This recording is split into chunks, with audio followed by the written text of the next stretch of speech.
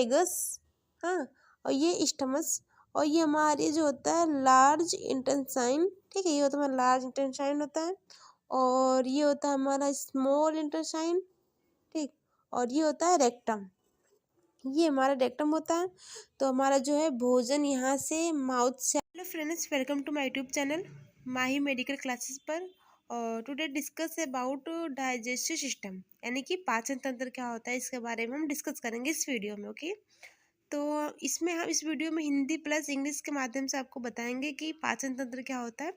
और पाचन तंत्र को हर स्टूडेंट को, यानी कि चाहे वो मेडिकल से संबंधित हो या फिर कैजुअली वो 10th 11 के बच्चे हों, स्टूडेंट हो, तो उसको पता होना चाहिए कि ये डाइजेस्टिव सिस्टम जो होता है, पाचन तंत्र क्या होता है, इसके बारे में हमको पता होना चाहिए। ठीक है, ओके, स्टार्ट द वीडियो की। तो डाइजेस्टिव सिस्टम, ओके, तो digestive system is made of group of organs which main function is breakdown of food molecule into small molecule and this small food molecule convert into energy। Okay, तो पाचन तंत्र जो होता है वो कई प्रकार के अंगों से मिलकर बना होता है। ओके, जिसका मुख्य कार्य होता है भोजन को छोटे छोटे टुकड़ों में तोड़ना। ओके, और ये जो टुकड़ा होता है वो एनर्जी में कन्वर्ट होना। ओके, कहने का मतलब ये होता है कि जो हमारा पाचन तंत्र होता है वो एक ऐसा, मतलब ये कि जो हमारा पाचन तंत्र होता है ये एक ऐसा प्रोसेस होता है, एक फूड को जो एब्जॉर्ब करने के लिए एक ऐसा प्रोसेस होता है कि जो माउथ से स्टार्ट होता है और एनस एनस तक इंड होता है। ओके, स्टार्ट जो होता है माउथ से होता है और इंड जो होता है एनस तक होता है। तो देखा जाए कि अगर हम कोई फूड इंटेक करते हैं, यानी कोई भोजन हम खाते हैं, तो वहाँ से हमको कैसे एनर्जी मिलती है, कैसे प्रोटीन मिलता है, कैसे कार्बोहाइड्रेट मिलता है, हाँ, तो इसमें इससे स्टेप बाय स्टेप इस वीडियो में समझते हैं। ठीक है, तो अगर बेसिक नॉलेज के लिए हम समझ बताए तो क्या होता है कि भोजन अगर कुछ जैसे कि चावल हम खा रहे हैं, ठीक है, चावल में आपको पता ही है कि कार्बोहाइड्रेट मिलता है। ओके, चावल में कार्बोहाइड्रेट मिलता है, आपको पता ही होगा।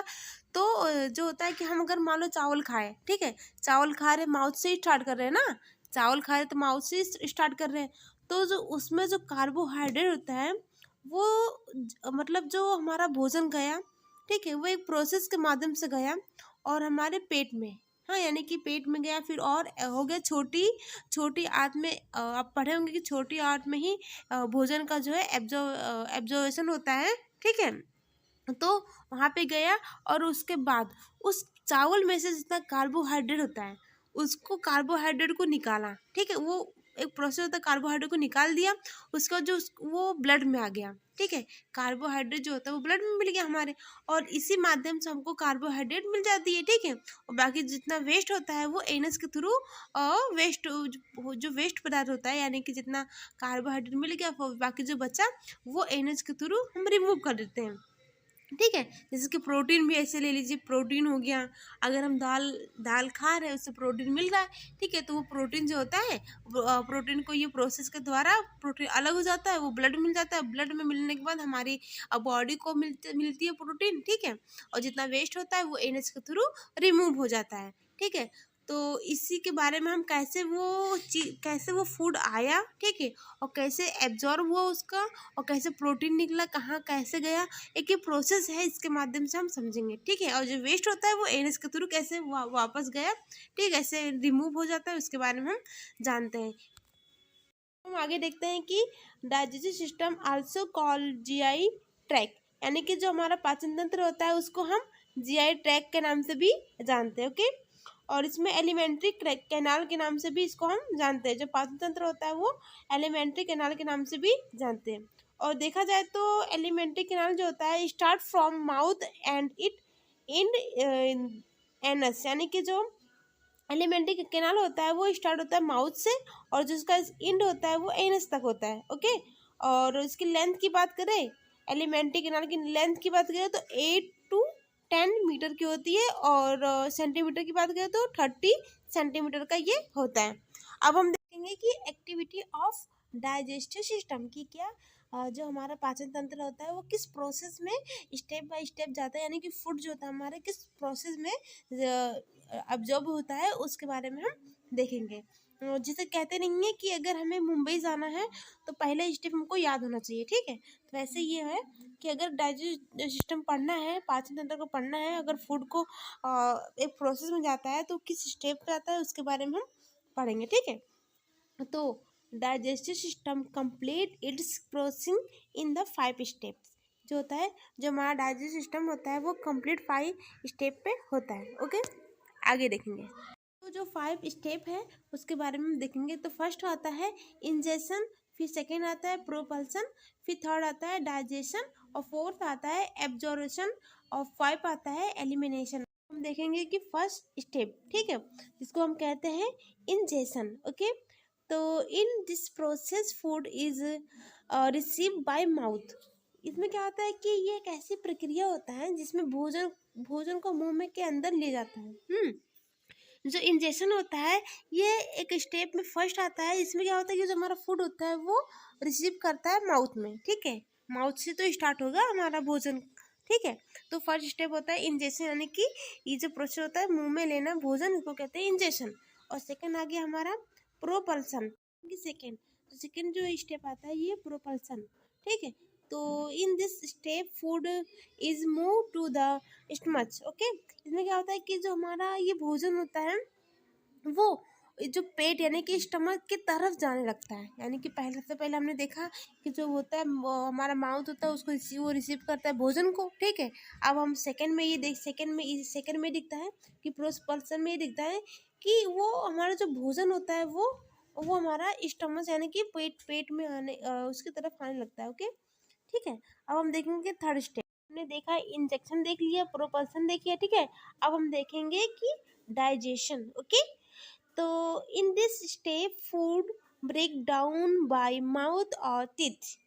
इसमें क्या होता है कि ये एक ऐसी प्रक्रिया है जिसमें भोजन के दांतों के द्वारा तोड़ता है, ठीक है।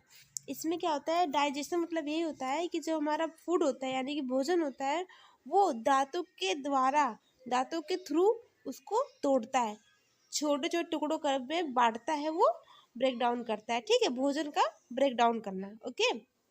डाइजेशन में आता ही है कि फूड का ब्रेक डाउन करना बाय माउथ, ओके, ठीक है।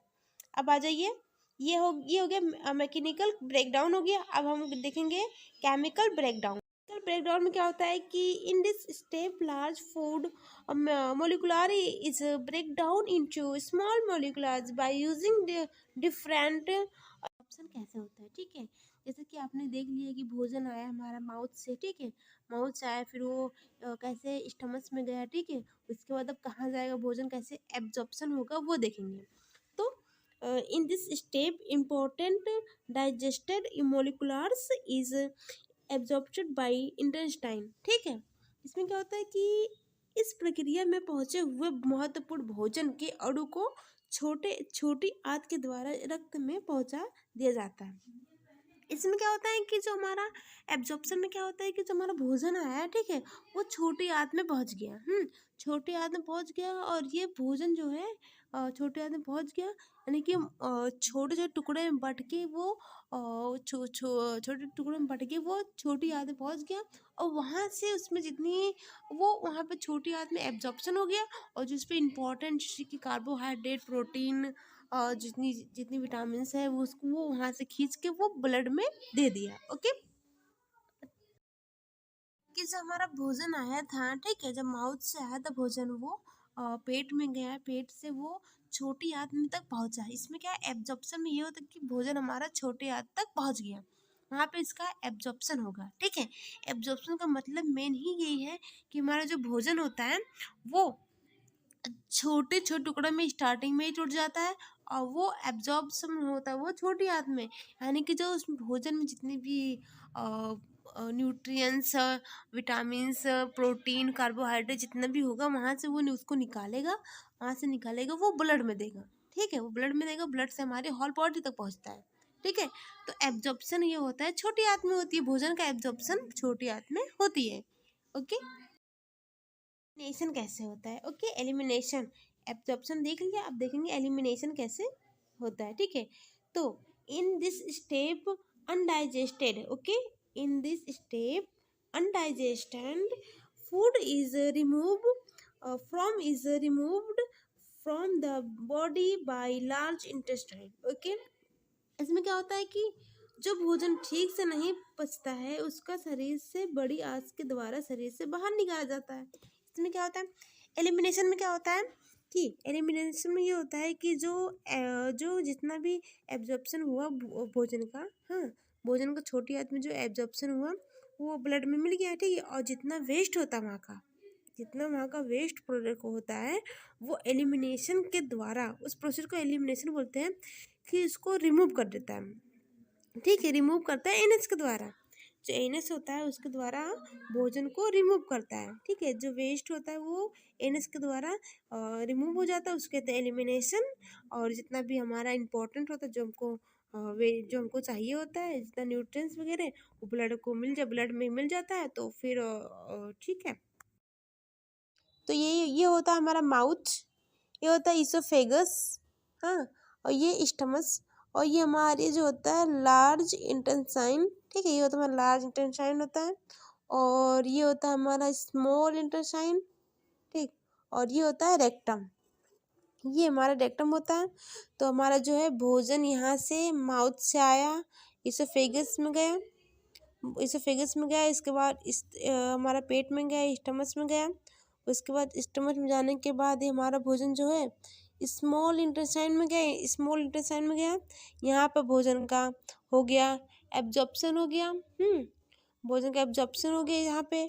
उसके बाद जितना इम्पोर्टेंट होता है वो यहाँ से हम ब्लड में भेज दिए, ब्लड में गया, ब्लड में पूरी होल बॉडी को मिल गया एनर्जी, ठीक है, प्रोटीन वगैरह मिल गया होल बॉडी को यहाँ से। और जितना बच्चा यहाँ का जो वेस्ट होता है वो आगे बड़ी आंत से ऐसे होते हुए ये बाहर एनस के थ्रू रिमूव कर दिए, ठीक। जैसा कि आपने 5 स्टेप देख लिया, अब देखेंगे कि ऑर्गन्स डाइजेस्टिव सिस्टम, इसमें 2 टाइप्स का होता है। तो हम फर्स्ट देखेंगे पहले कि फर्स्ट में क्या होता है। तो इसमें प्राइमरी डाइजेस्टिव सिस्टम, जैसा कि अगर बात करें बेसिक नॉलेज की इसमें, तो क्या होता है कि भोजन को जो है एब्जॉर्ब करने के लिए, हाँ, कुछ ऑर्गन से रिस्पॉन्स होते हैं और कुछ होता है एंजाइम, ठीक है। तो इसमें ऑर्गन ही बात करें, इसमें है ऑर्गन से अटैच होता है, इन्वॉल्व होता है। इसमें जो है प्राइमरी जो डाइजेस्टिव सिस्टम है वो ऑर्गन से ही अटैच होता है, इन्वॉल्व होता है। और जो एसेंसरी है वो होता है एंजाइम से। तो हम ऑर्गन्स में देख लेंगे कि कौन कौन से होता है। तो माउथ होता है हमारा, ठीक है, जो भोजन को इन्वॉल्व करता है। फेरिंग्स हो गया, इसोफेगस हो गया, स्टमक हो गया, और स्मॉल इंटेस्टाइन और लार्ज इंटेस्टाइन। जिसमें क्या डिफिनेशन में क्या दिया है कि this is special type of organs which is directly involve in digestion. ये जो होता है हमारा डाइजेशन के लिए डायरेक्टली जो होता है इन्वॉल्व होता है, ठीक है। डाइजेशन की जो प्रक्रिया होता है ये हमारा इसमें डायरेक्टली इन्वॉल्व होता है।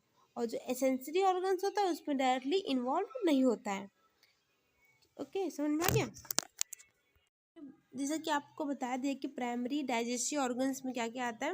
अब हम देखेंगे कि सेकेंडरी यानी कि एसेंसरी डाइजेस्टिव सिस्टम में क्या क्या आता है, क्योंकि एंजाइम के द्वारा वो हमारा भोजन जो होता है डाइजेस्ट होता है प्रॉपरली, हाँ।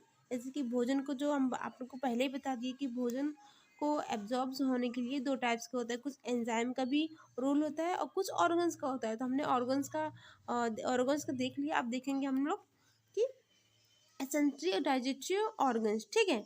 इसमें आगे टीथ आ गया हमारा, ठीक है, टंग आ गया, सलाइवरी ग्लैंड आ गया, पेंक्रियाज आ गया, लीवर आ गया। जैसा कि आप डायग्राम में देख रहे हैं कि ये लीवर हमारा है, और ये गाल ब्लैडर है, और ये पेंक्रियाज है, ठीक है। तो लीवर में देखिए, लीवर हमारा ये खुद डाइजेशन नहीं करता है, बल्कि ये डाइजेशन में हेल्प करता है, यानी कि लीवर से एंजाइम सिक्रेशन होता है और ये डाइजेशन में हेल्प करता है प्रॉपर्ली, ठीक है। और फिर आप देख रहे हैं कि गाल ब्लैडर भी खुद ये एब्जॉर्प्शन नहीं करता है फूड को, ये बस बाइल अपना जूस देता है इसको और भोजन में, ताकि एब्जॉर्प्शन प्रॉपर्ली हो जाए। और फिर पेंक्रियाज, ये पेंक्रियाज है, ठीक है। पेंक्रियाज भी हमारा खुद एब्जॉर्ब्स नहीं करता है, बस ये जो होता है भोजन को पेंक्रियाज जो होता है जूस देता है, ठीक है, ताकि शुगर लेवल मेंटेन हो जाए प्रॉपरली। और ये मतलब कहने का मतलब ये है कि जितना भी लीवर हो गया, पेंक्रियाज हो गया, गॉल ब्लैडर है, ये खुद एब्जॉर्प्शन नहीं करते भोजन को, बल्कि ये अपने द्वारा कुछ एंजाइम सिक्रेशन होता करता है, कुछ बाइल जूस देता है ताकि वो भोजन का प्रॉपरली एब्जॉर्प्शन हो सके। समझ में आ गया?